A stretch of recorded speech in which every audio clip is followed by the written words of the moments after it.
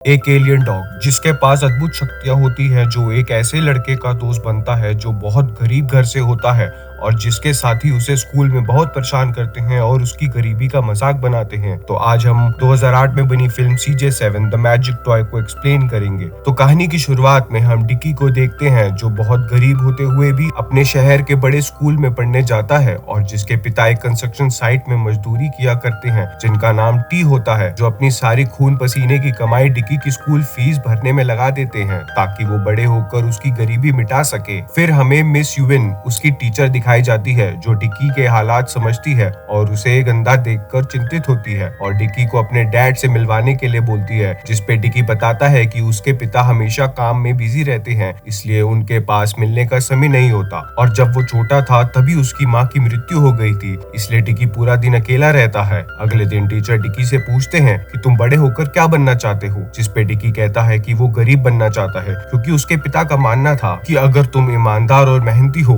तो गरीब होने के बावजूद उसका समाज में आदर किया जाएगा। और तभी बात करते हुए उसके टीचर मिसेस साओ का गलती से पेन नीचे गिर जाता है, जिसे देख डिकी उनका पेन उठा के उन्हें देने लगता है। ये देखकर मिसेस साओ डिकी को पेन उसी जगह वापस रखने को बोलते हैं और उसे अपने रुमाल से उठा लेते हैं, क्योंकि वो पेन डिकी ने छू कर गंदा कर दिया था। फिर लंच के दौरान जॉनी नाम का एक लड़का, जो डिकी का क्लासमेट होता है, वो अपने सभी दोस्तों को अपना लेटेस्ट रोबोट टॉय दिखाता है, जिसका नाम CJ1 होता है। और उसी दौरान जॉनी को एक मोटी लड़की दिखती है, जिसका मजाक बनाने वो उसके पास जाता है, लेकिन उसी वक्त डिकी वहां आ जाता है और जॉनी को उसे अकेला छोड़ने को कहता है। फिर गेम पीरियड चालू होता है और हम देखते हैं कि डिकी सब बच्चों से अलग खड़ा होता है, क्योंकि उसके पास ढंग के जूते नहीं थे, जिसकी वजह से टीचर उसे खेलने से मना कर देते हैं। और फिर कुछ देर बाद वहाँ मैगी आ जाती है, जिसे डिकी ने जॉनी से बचाया था, और वो डिकी से पूछती है कि क्या तुम्हारे पास सच में कोई जूते नहीं है, जिस पे डिकी बताता है कि उसके डैड के पास इतने पैसे नहीं है कि वो नए जूते ले सके, इसलिए ये जूते मैंने एक कचेरी से उठाए थे, क्योंकि मुझे खेलना बहुत पसंद है। वहीं दूसरी तरफ टी का बॉस उसके काम से बिल्कुल भी खुश नहीं था और उसे कहीं और काम ढूंढने को बोलता है, जिस पे टी अपने बॉस को नौकरी से ना निकालने का अनुरोध करता है और उसे बताता है कि उसे अपने बेटे के लिए एक पंखा खरीदना है, जो गर्मी की वजह से रात को सो नहीं पाता। ये सुन उसका बॉस उससे पूछता है कि तुम अपने बेटे के स्कूल के लिए ऐसे मुश्किल काम क्यों करते हो, जिस पे टी बताता है कि वो अपने बेटे को अच्छी एजुकेशन देना चाहता है ताकि बड़े होकर उसको मजदूरी ना करनी पड़े। ये सुन बॉस टी को काम जारी रखने का आदेश देकर चले जाता है। उसी रात टी अपनी साइकिल पे एक पंखा लटकाकर घर आता है, जिसे देख डिकी बहुत खुश होता है, लेकिन जब वो पंखे को चालू करते हैं तो उसमें शॉर्ट सर्किट होने के कारण वो बंद हो जाता है और फिर से डिकी को बिना पंखे के रात गुजारनी पड़ती है। और फिर खाने के दौरान डिकी अपने डैड से नए जूते लाने की बात करता है, जिस पे टी उसे लाने का वादा करता है और फिर दोनों सोने से पहले कीड़ों को मारने का खेल खेलते हैं, जो घर के हर कोने में छिपे होते हैं। अगले दिन सुबह वो दोनों एक शॉप के पास बैठकर टीवी देख रहे होते हैं, तभी उन्हें न्यूज से पता चलता है कि आसमान में एक UFO देखा गया है, जिसकी तस्वीर वहाँ के एक लोकल बंदे ने ली है। ये देख टी मुस्कुराता है और उसे पता चलता है कि डिकी एक टॉय स्टोर पहुंच गया है, जहाँ डिकी को एक रोबोट टॉय CJ1 मिलता है, जो उसके क्लासमेट जॉनी के पास होता है और वो अपने डैड से उसे खरीदने को कहता है, पर पैसे की कमी के कारण टी उसे खरीदने से मना कर देता है, जिस पे डिकी खरीदने की बहुत जिद करने लगता है। ये देख टी फ्रस्ट्रेट होता है और गुस्से में डिकी को एक थप्पड़ मार के उससे टॉय ले लेता है और उस टॉय को वापस कर देता है। डिकी वहाँ से रोते हुए शॉप से बाहर निकल जाता है और बाहर उसे उसकी टीचर मिस यूएन मिलती है, जो डिकी को जिद छोड़ने के बारे में समझाती है। टी भी वहाँ पहुँच जाता है, जहाँ टी को पता चलता है कि मिस यूएन उनसे डिकी की पढ़ाई को लेकर चिंता करती है और बताती है कि आपको डिकी की पढ़ाई पर ध्यान देना चाहिए, जिस पे टी बिजी होने का दावा करके वहाँ से चला जाता है। अब देर रात टी रद्दी के ढेर जाता है, जहाँ बहुत सारा टूटा हुआ पुराना सामान पड़ा था। वहाँ उसे डिकी को देने के लिए नए जूते मिलते हैं और फिर वो एक टीवी देखता है और उसे चेक करने लगता है कि तभी वहाँ उसे वो UFO दिखाई देती है, जो देखते ही देखते आसमान की तरफ उड़ जाती है और अपने पीछे एक खिलौना छोड़ जाती है। टी घर पहुँच के डिकी को बताता है कि वो उसके लिए कुछ लाया है, जो CJ1 से भी बढ़िया है। डिकी अपना गुस्सा छोड़ उस खिलौने को देखने जाता है, जिसे देख उसे पता लगता है कि वो तो बस एक हरे रंग की जेली बॉल है, जिसे वो अगले दिन स्कूल ले जाता है और अपने दोस्तों को वो बॉल दिखाता है, मगर जॉनी और उसके दोस्त डिकी का मजाक बनाने लगते हैं और और उसे उस बॉल के बारे में पूछते हैं, जिस पे डिकी उसे बताता है कि इस खिलौने का नाम CJ7 है, जो CJ1 से भी बहुत बेहतर है। जॉनी ये सुन डिकी के डैड का मजाक बनाने लगता है, जिस पे डिकी जॉनी से लड़ने को कहता है। तभी जॉनी एक ताकतवर लड़के को बुला लेता है जो डिकी से काफी बड़ा था, और अगले ही पल वो उसका हाथ पकड़ उसे काफी दूर फेंक देता है। फिर जब डिकी घर आता है तो उसकी हालत देखती डिकी को डांटने लगता है, क्योंकि लड़ाई के दौरान उसकी यूनिफॉर्म फट जाती है, जिस पे डिकी बताता है कि वो मेरे खिलौने का मजाक बना रहे थे। और तभी हम देखते हैं कि उस हरी बॉल में कुछ हलचल होने लगती है, मगर डिकी ये देख समझ नहीं पा रहा था। फिर अचानक डिकी को बॉल में एक होल बनता दिखाई देता है, जिसे देख वो डर जाता है और बॉल को दूर फेंक देता है और अपने डैड को बताता है कि इस बॉल में कुछ तो भूतिया चीज है। टी उसकी बात को हल्के में लेकर यूनिफॉर्म को ठीक करने में लग जाता है। तभी डिकी उस बॉल को अलमीरा में देख चिल्लाने लगता है, जिस पे टी गुस्से में डिकी को अलमारी के अंदर ही बंद कर देता है। वो अंधेरे में उस बॉल को देखता है जिसमें से रोशनी निकल रही होती है। वो रोशनी डिकी को एक दूसरी दुनिया में ले जाती है, जहाँ डिकी देख पाता है कि कैसे वो हरी बॉल एक एलियन डॉग में बदल जाती है। कुछ देर बाद उसके डैड उसे अलमीरा से निकालते हैं, क्योंकि उन्हें काम पे जाना होता है। जिसके बाद डिकी उस एलियन डॉग से थोड़ी देर बात करने के बाद उसका नाम CJ7 रख देता है, और फिर वो दोनों रात भर मस्ती करते हैं। उसी दौरान CJ7 को एक सड़ा हुआ एप्पल मिलता है, जिसे वो अपनी शक्तियों से बिल्कुल नया और ताजा बना देता है। डिकी ये देख एप्पल को टेस्ट करता है, जो बिल्कुल जूसी होता है, और ये देख वो बहुत खुश होता है कि उसे एक मैजिकल डॉग मिल गया है। और फिर अगले दिन वो CJ7 को लेकर स्कूल के लिए निकल पड़ता है, जहाँ रास्ते में उसके सामने दूसरा डॉग आ जाता है।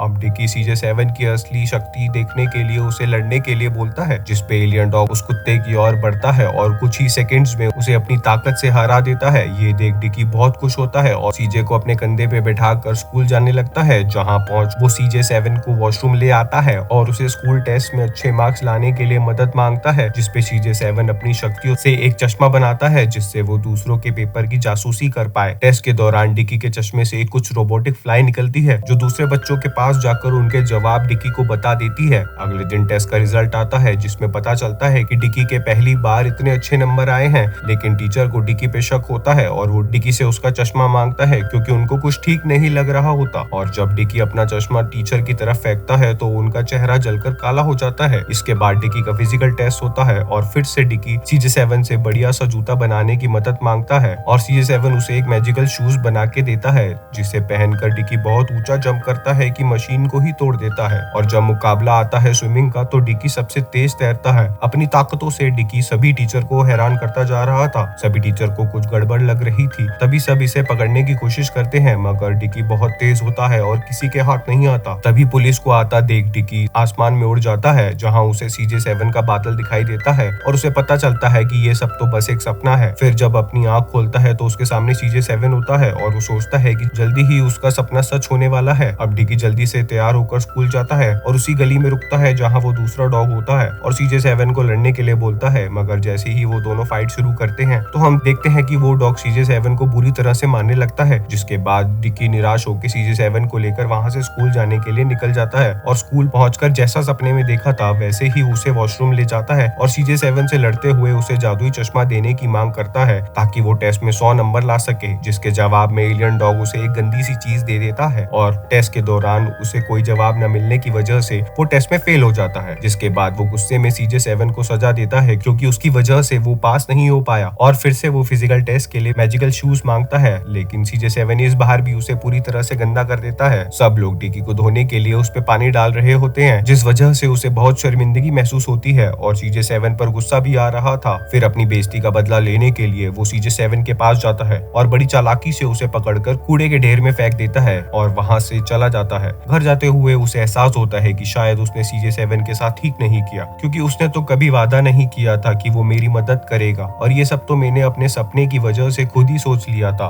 जिसके बाद डिकी CJ7 को लेने के लिए वापस स्कूल पहुंचता है, पर तब तक वहां से कूड़े वाली गाड़ी कूड़ा लेकर जा चुकी थी। इस बात से वो बहुत दुखी होता है और रोते रोते घर पहुंचता है, जहां उसे पता चलता है कि उसका एलियन दोस्त तो पहले से ही वहां है। अब ये दोनों एक दूसरे से मिलके बहुत खुश होते हैं और डिकी CJ7 से वादा करता है कि वो दोबारा ऐसा कभी नहीं करेगा। फिर डिकी के डैड उस एलियन टॉय को चेक करते हैं और पूछते हैं कि ये कैसे चलता है, इसकी बैटरी कहाँ है, ये काम कैसे करता है। फिर आधी रात को CJ7 देखता है कि डिकी को गर्मी की वजह से दिक्कत हो रही है, इसलिए वो अपनी ताकत का इस्तेमाल करते हुए फैन को ठीक कर देता है, लेकिन इस दौरान वो बहुत थक जाता है और वहीं सो जाता है। अगले दिन टी फैन को सही से काम करता देख हैरान होता है और डिकी उसे अपना टेस्ट रिजल्ट भी दिखाता है, जिसमें उसके फुल मार्क्स आए थे। ये देख टी शॉक हो जाता है। फिर डिकी CJ7 को लेकर स्कूल जा रहा होता है। तभी जॉनी उसका रास्ता रोक उससे पूछता है कि वो क्या छिपा रहा है। डिकी उसे इग्नोर करता हुआ आगे बढ़ता है तो जॉनी और उसके दोस्त डिकी से उसका एलियन लेने के लिए लड़ना शुरू कर देते हैं, पर डिकी अपने दोस्त को बचा नहीं पाता और जॉनी उस एलियन को पकड़ लेता है और उसके अंदर क्या है ये पता लगाने के लिए अलग अलग टूल्स का इस्तेमाल करता है, लेकिन कोई भी हथियार उसे छेद नहीं पा रहा था। डिकी ये देख जॉनी पर कूद पड़ता है, जिस वजह से CJ7 आजाद हो जाता है। लेकिन जैसे ही डिकी जॉनी को मारने लगता है तभी वहाँ ड्रैगन आ जाता है जो डिकी को रोक उसे मारने लगता है। तभी वहाँ मैगी आ जाती है जो डिकी की दोस्त थी और फिर ड्रैगन और मैगी की लड़ाई होती है, जिसमें मैगी ड्रैगन को बड़े आराम से हरा देती है क्योंकि वो ड्रैगन से ज्यादा ताकतवर थी। ये देख वहाँ उनके टीचर आ जाते हैं जो उन्हें धूप में खड़े रहने की सजा देते हैं। कुछ देर बाद वहाँ CJ7 डिकी के पास आता है और उसे गले लगा लेता है।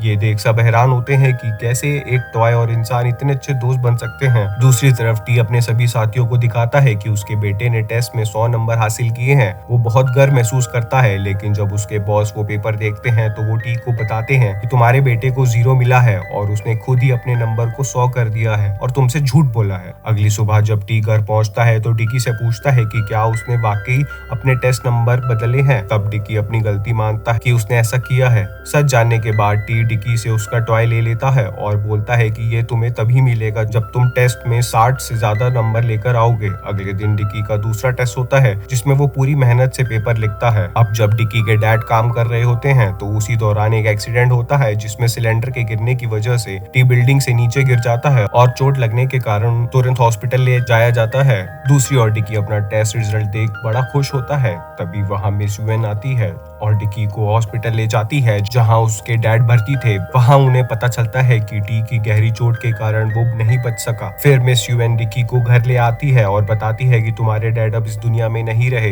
ये सुन डिकी बहुत दुखी होता है और उसे विश्वास नहीं होता। वो मिस यूएन को जाने को कहता है और बोलता है कि मैं सुबह उठूंगा तो मेरे डैड मेरे पास आ जाएंगे। फिर देर रात हॉस्पिटल में टी के बैग से CJ7 बाहर निकलता है और टी को मरा देख बहुत दुखी होता है और उसे अपनी ताकतों से ठीक करने का फैसला करता है और अपनी सारी ताकत टी को ठीक करने में लगा देता है। सुबह जब डिकी जागता है तो वो अपने डैड को अपने साथ सोते हुए पाता है और बहुत खुश होता है और उन्हें गले लगा लेता है। फिर कुछ देर बाद डिकी CJ7 को देखता है जो बहुत कमजोर दिख रहा था और थोड़ी ही देर में वो बेहोश हो जाता है और एक गुड्डे में बदल जाता है। टी CJ7 को ठीक करने की बहुत कोशिश करता है ताकि वो फिर से चल सके, लेकिन ऐसा नहीं हो पाता। जिसके बाद डिकी अपने एलियन दोस्त को हर जगह अपने साथ ले जाता है और आशा करता है कि एक दिन CJ7 जाग जाएगा। फिर गर्मियों की छुट्टियों के दौरान सभी बच्चे पिकनिक के लिए इकट्ठा होते हैं। तभी डिकी को आसमान में एक स्पेसशिप दिखती है जिससे उसके एलियन दोस्त का एंटीना चमकने लगता है और अचानक से उसके जैसे दिखने वाले बहुत सारे CJ7 उसकी तरफ आने लगते हैं। अब क्या डिकी CJ7 के दोस्त की मदद से उसे ठीक कर पाएगा? और इसी के साथ ये मूवी यहाँ पर खत्म हो जाती है। अगर आपको एक्सप्लेनेशन पसंद आई है तो इस वीडियो को लाइक करने के साथ साथ चैनल को सब्सक्राइब जरूर करें ताकि आपको लेटेस्ट मूवी के अपडेट्स मिलती रहे।